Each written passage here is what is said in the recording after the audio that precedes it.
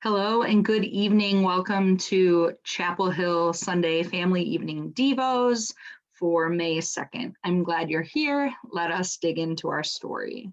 This week, we're reading a story called The Captain of the Storm. It's the storm on the lake from Mark 4 and Matthew 8. The sun was going down. The air was warm and still. "Let's go across the lake," Jesus said to his friends.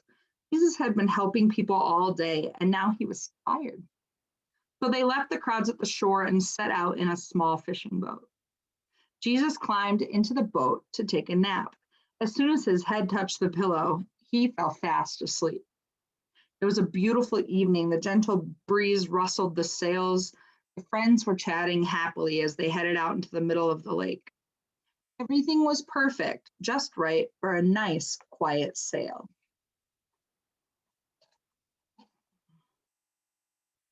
Doesn't look like a nice quiet sail. They were only about halfway across when, out of nowhere, whirling winds swept across the lake, fierce and strong. Like a hurricane, a blinding flash of lightning lit up the sky. Thunder roared right over their heads. The storm blew the water into towering waves and hurled the little boat up, up, up, and then sent it hurling, crashing back down, down, down. The fishing boat was blown and buffed and tossed and turned back and forth and up and down and left and right and round and round. And in the middle of the storm, Jesus was sleeping.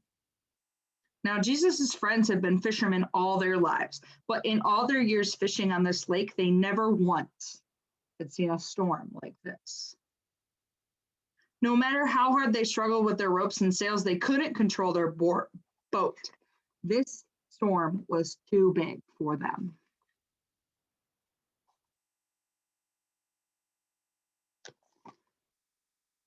But the storm wasn't too big for Jesus.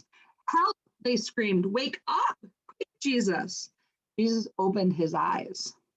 "Rescue us, save us," they shrieked. "Don't you care?"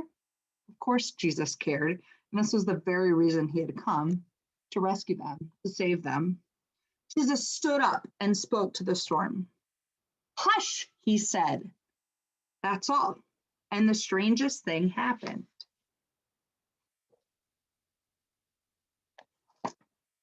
The wind and the waves recognized Jesus' voice.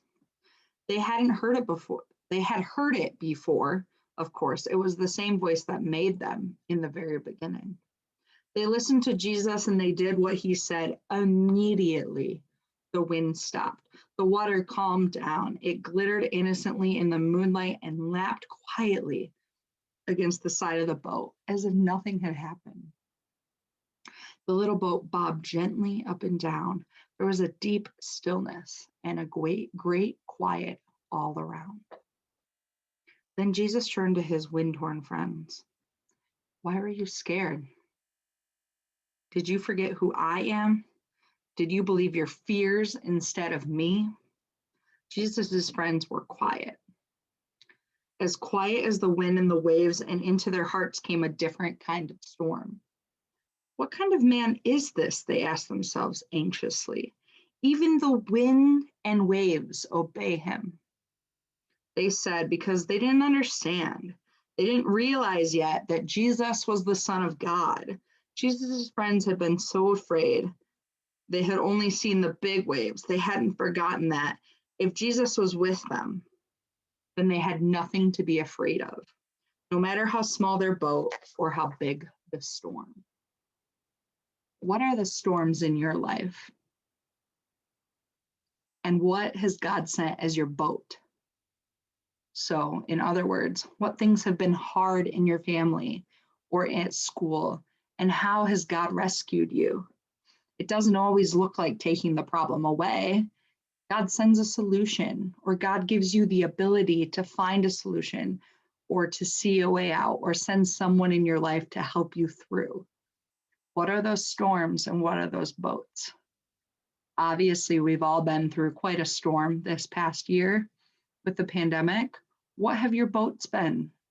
What have helped you make it through? Who have your boats been? Boats are often people God puts in our lives to help us out or through our storm. I will talk to you guys next week. Have a great week, friends.